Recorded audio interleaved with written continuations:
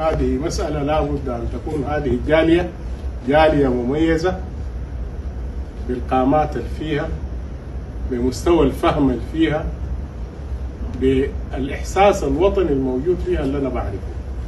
لذلك ما يجي واحد يتفرعن عليكم لأنه دفعوا له قرشين ولا لأنه جندوه تبع مخابرات لدولة ما تسكتوا ليه. أدوهم بالجزمة لأنكم إنتوا نخرتكم فوق، وأولادكم هناك على الأرض بيقوموا بواجب حقيقي. كثير ما يتكلموا الناس عن أين الجيش وما تعرف إيه وكيف دخلوا. كثير واحد يورينا إنه 200 جول أو باش ديل واحتلوا القصر الجمهوري. القصر الجمهوري اللي تحرر الآن ده، القصر ده ائتمنوهم عليه وندقيتهم خانت الواجب الوطني وصوبوها نحو القصر بدل أن يصوبوها ضد الذين سيهاجمون القصر. الإذاعة حرسوهم لها خانوها، وهكذا بنك السودان وغيره. لكن لمن وصلت الحد وقاموا أولاد السودان الجد وبقيادة البرهان الجد طلعوا منها، على الرغم من كل الدعم اللي جاء. مش طلعوا منها بس، طلعوا من الخرطوم، طلعوا من الجزيرة، وطلعوا من سنار، وطلعوا من سنجة، وطلعوا من النيل الأبيض، وطلعوا من جبل موية، وطلعوا من أي حتة في السودان، وطلعوا من حمرة الشيخ، وطلعوا من معردة، وبيطلعوا من كل الحتات اللي فيها دي. واحنا في كردفان، وقلت أنا في جنيف نحن حيين الأبيض ما في قريب بيدخلها، ونحن حيين الفاشر بيتحرك، ونحن حيين بنسأر لخميس البكر، ونحن حيين بنطلعهم من نيال، وخلي يجيبوا لهم درون الدنيا دي كلها، ويجيبوا لهم كل العتاد في الدنيا دي. ما أبدا هرش ولا كلام فارغ، لكن لأنه شيء على الأرض.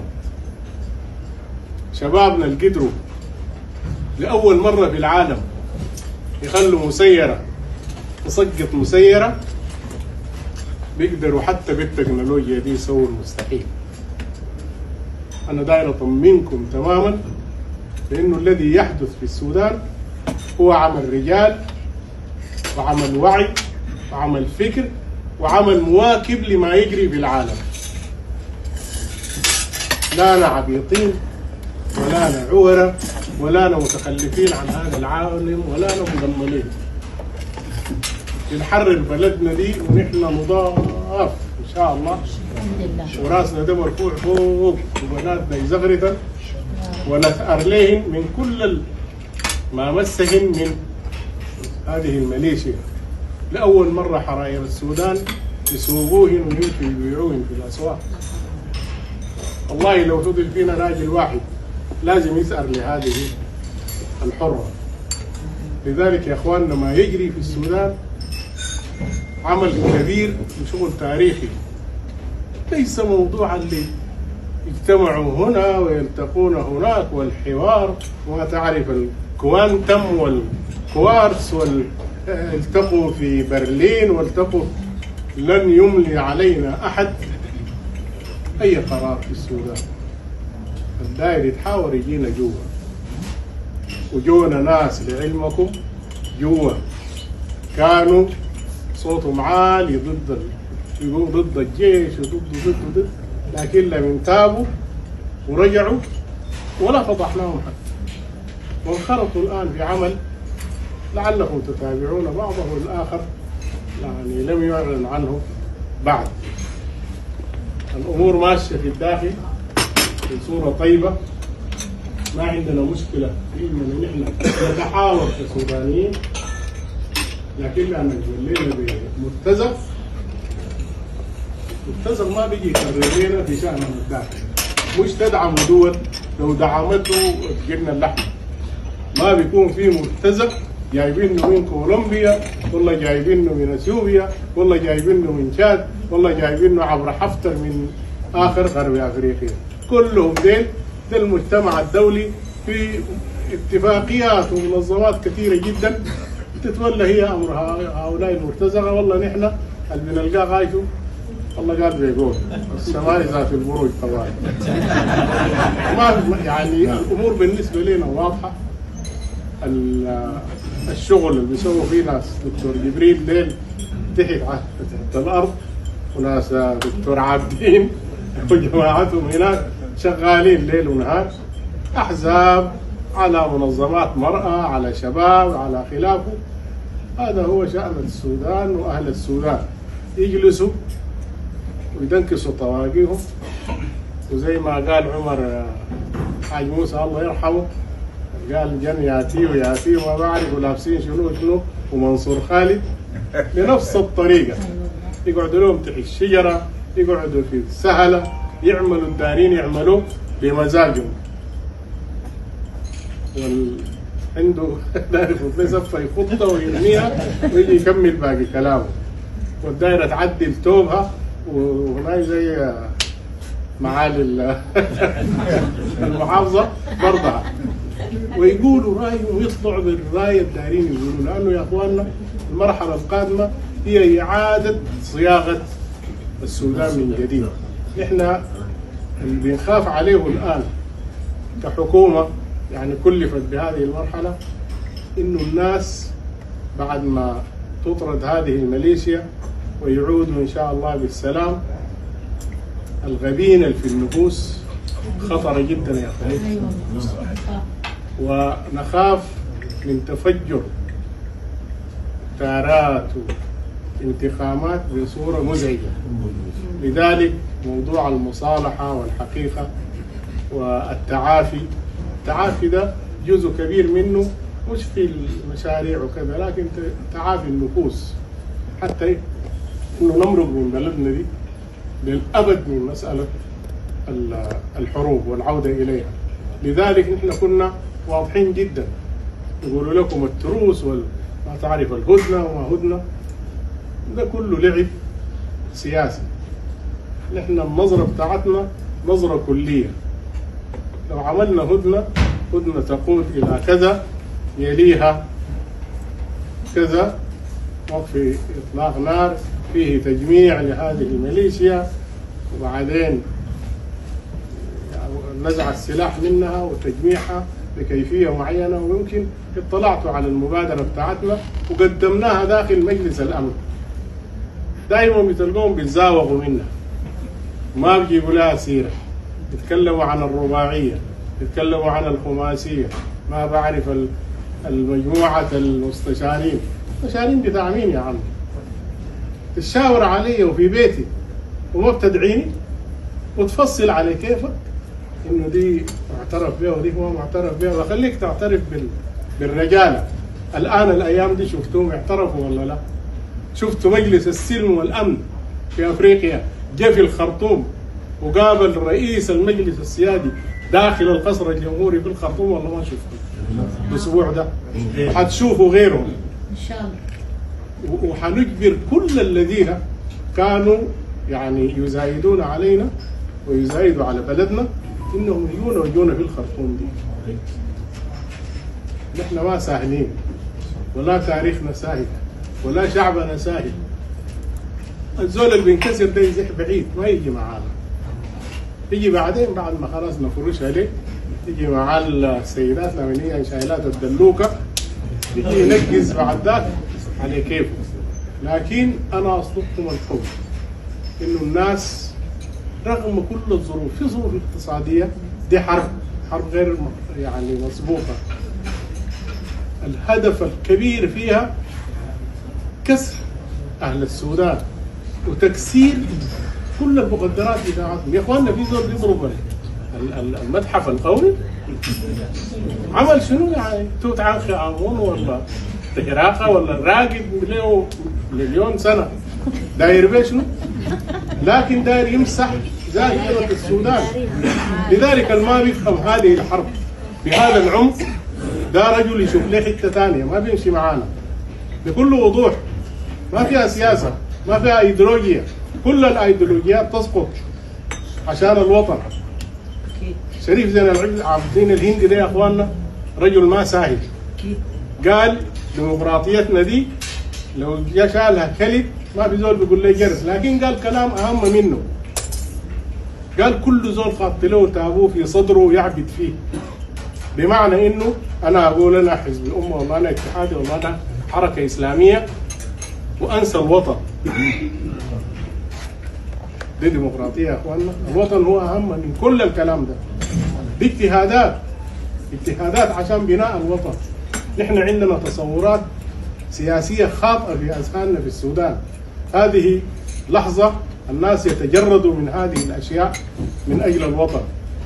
نتعارك في اي شيء الا في الوطن. لذلك انا ادعوكم انكم تكونوا كلكم جنود من اجل الوطن للدفاع عنه. المرحله الجايه مرحله حيبدوا يصطادوا لكم فيها الرموز. يمكن الايام دي في الوسائط يمسكوا لكم يعني كل رمز كده يحاولوا يسيئوا لكم. فابقوا شطار جدا وفوتوا الفرصه على الجميع.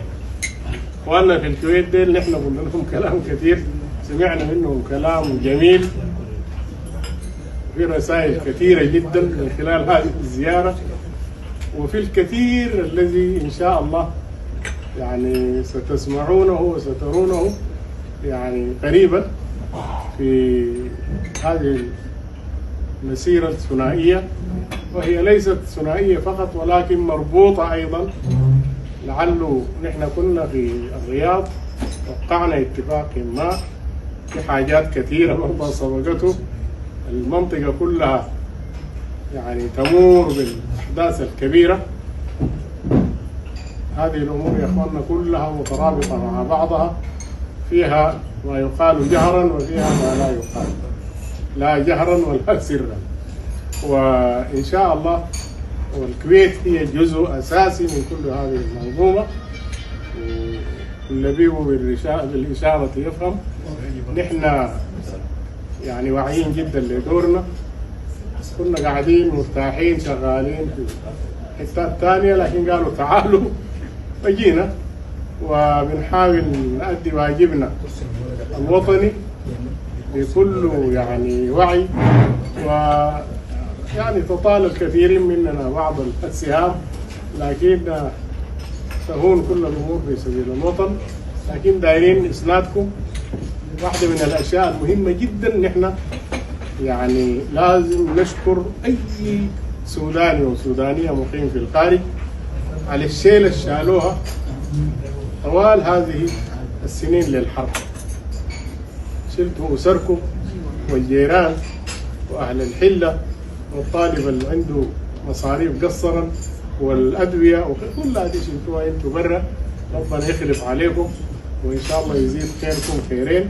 المرحله الجايه ما دايرين فقط هذا الدعم الاجتماعي، دايرين عقولكم ودايرين تنظيمكم لانفسكم في اشكال عديده عشان مرحله التعافي ومرحله اعاده البناء.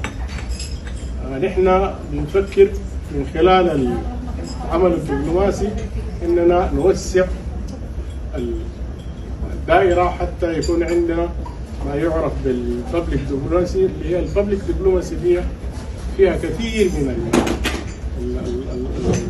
الاطر والوسائل اللي بنحاول من خلالها نشرك كل اهل السودان المقيمين في الخارج انهم يكونوا جزء من عملنا الدبلوماسي. ما دايرين فقط السفارات بحجمها الصغير ده ونطاقها المحدد، لانه عندهم الليميتيشنز بتاعتهم. دايرين المسألة تفتح اكثر. عندنا برضو الشباب نعمل لهم الاي دبلوماسي برضو. يعني الناس الان انفتحوا على يعني انماط جديده من الاداء في العمل. ما دايرين نحن العواجيز ديل نسيطر على عقول الشباب، لازم نفتح لهم المجال عشان يشاركوا يعني على مدار الساعه في شأن الوطن بطريقه تخلي هذا الجهد كله يصب من اجل الوطن. يعني فانا باسم الوفد مره اخرى اشكركم شكر جزيل، لكن كان لابد من بعض الكلام من بعض الرسائل نحن مكلفين بأن نحن نبلغ الجاليات، وده بالمناسبة من قيادتنا، حتى يتسق النبض السوداني في الخارج مع النبض السوداني في الداخل، ونمشي يعني المراحل كلها مع بعض حتى يحس أي سوداني بأنه هو جزء من أي إنجاز سياسي أو اقتصادي أو اجتماعي يحقق في داخل السودان. وأنا أكتفي بهذا القدر، وآسف جدا لأنه ما لقينا فرصة يعني نلتقي بشكل أوسع، لأنه الجالية فيها كثير من الناس يمكن ما بيتمكنوا الليلة يوم عمل. وعوض الكريم قال من الكلام الكثير وما بعرف شنو مش كده، لكن هو أنا بعد ما أتكلم جوا وأطلع بالعربية كمان هو يعني العربية دي بيملاها برضه بالنظم الجديد، وده لأنه نحن الاثنين جننا نظمي يعني. يمكن أنا خلفيتي محامي ما بعرف هو جاب النظم الكثير ده من وين، يكون بيشتغل مدرس. شكرا لكم يا أخواننا، ووجوهكم دي يعني بتدينا قوة الدفع إن شاء الله. والتعب في الحالات الزي دي تعب حلو وله طعم وراحة زي ما قال شيخنا جبريل. بارك الله فيكم، وإن شاء الله كل ما نيجي نلقاكم أحسن وأحلى من زمان.